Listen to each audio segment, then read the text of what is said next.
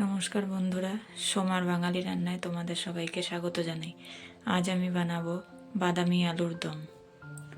প্রথমে কড়াতে তেল দিয়ে দিলাম।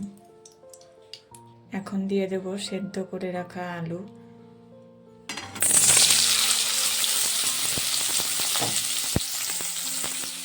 আলুটাকে ভালোভাবে নাড়াচাড়া করে দিয়ে দেব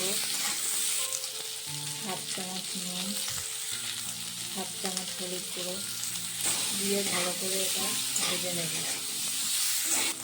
আলুটা ভাজা হয়ে গেছে, এখন নামিয়ে নেব। আবারও কড়াতে তেল দিয়ে দেব। তেল গরম হয়ে গেছে, এখন দিয়ে দেব দুটো তেজপাতা, হাফ চামচ গোটা জিরে। এখন দিয়ে দেব একটা কেটে রাখা টমেটো।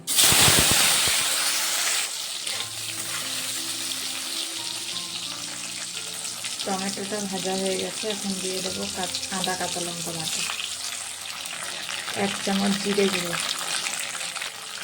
এক চামচ নুন, এক চামচ হলুদ গুঁড়ো, কিছুটা কাশ্মীরি লঙ্কার গুঁড়ো দিয়ে মশলাটা ভালো করে ভেজে নেব। মশলাটা কষানো হয়ে গেছে, এখন দিয়ে দেব ভেজে রাখা আলু, দিয়ে ভালোভাবে কষিয়ে নেব। কষানো হয়ে গেছে, এখন জল দিয়ে দেব। আলুর দমটা এখন হয়ে গেছে। নামানোর আগে দিয়ে দেব কিছুটা গরম মশলা, এক চামচ ঘি।